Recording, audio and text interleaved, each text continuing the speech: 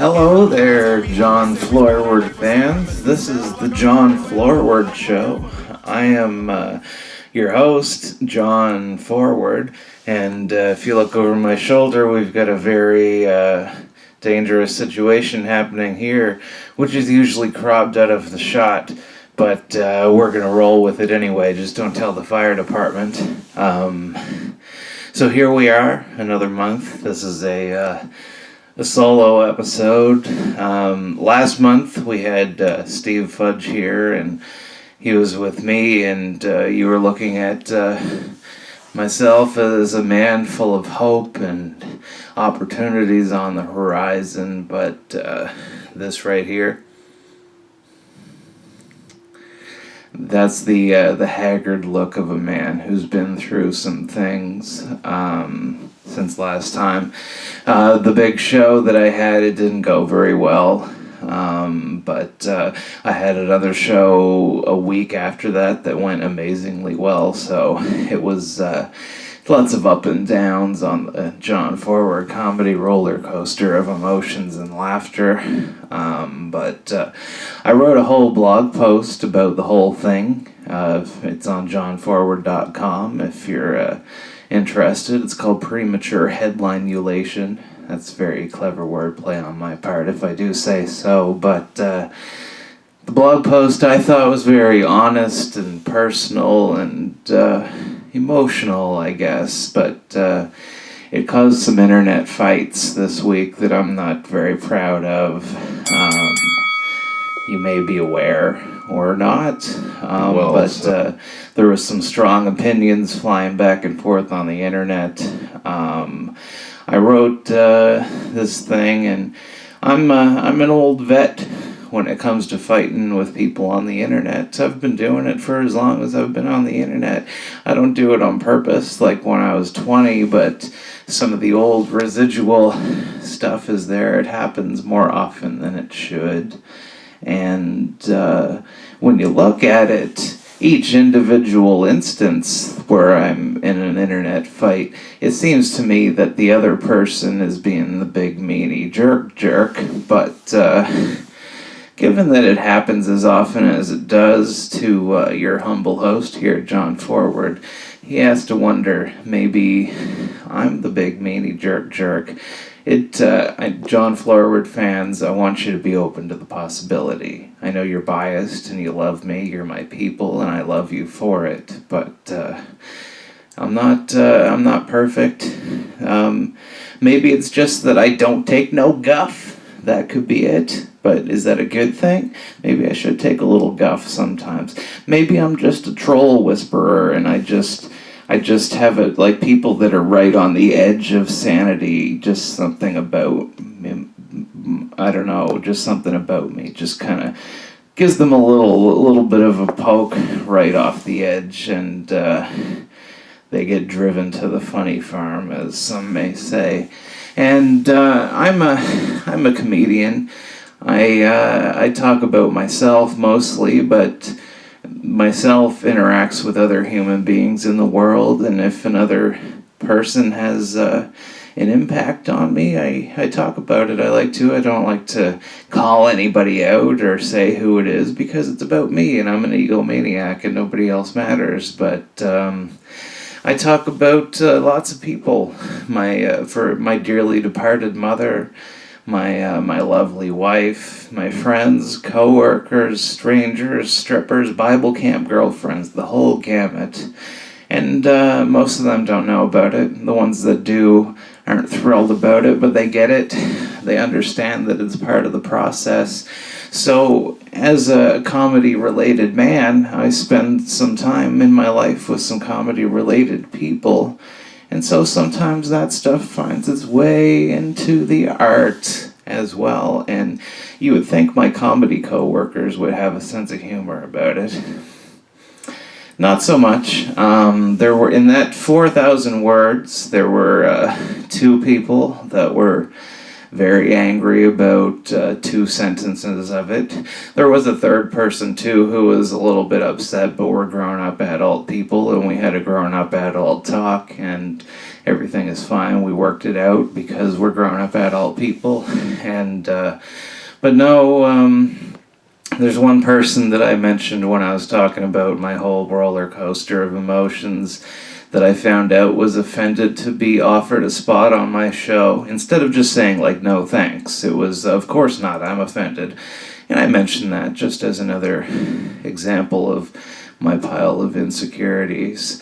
And that person decided to dramatically call me out for calling out comedians and causing drama. So that was interesting.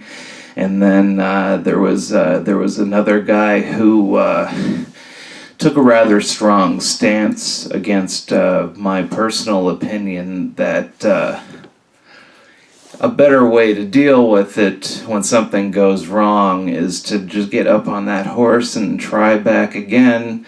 And that's a much more productive way of dealing with failure than going on Facebook and emotionally blackmailing your friends into complimenting you. But that's just my personal opinion. And not everybody needs to share it. It was lots of opinions being flying around. A lot of opinions about the actual show. Most of it based on words that myself had written. But I paint such a vivid picture with my words that sometimes people forget that they weren't actually there in the room. I can see that, and I take it as a compliment. But man, things took a strong left turn, and the internet exploded with accusations about Jon Floorward being a terrible comedian that just rambles stories and has no punchlines. They just don't like my renegade style. It was the stand-up comedy equivalent of, I call it crap music, basically. But then they took a big old poop on the whole St. John comedy scene, and they probably think that they're just they're fighting the good fight out there on the internet in a way that united the rest of us St. John and surrounding people and brought us together in a big hug, if for nothing else than to just say, what's wrong with those people, right? Man, dude. And, but I don't have anything to say about those people as comedians. If you want to know if they're funny, look on YouTube or go to a show. I've seen them make people laugh. If, as people though, the worst, like objectively. If you want to see that, just go look at the comments section on my Facebook page under my premature headline-ulation link, and you can see for yourself. But they don't have any business telling me that I need to write some jokes. I do what I do, and I've got jokes, people. I've got jokes for days. In fact, Jon Floorward fans know, I've got 10,000 jokes, toasts, and stories. 1,000 pages of short humor, arranged by subject, and completely indexed for easy reference. So we're going to use the index this week, and we're talking about fighting on the internet. The internet didn't exist when this was written, but people have been fighting since they've had fists. So we've got fighting. We've got 6 jokes. I'm gonna let's get the random number generator out.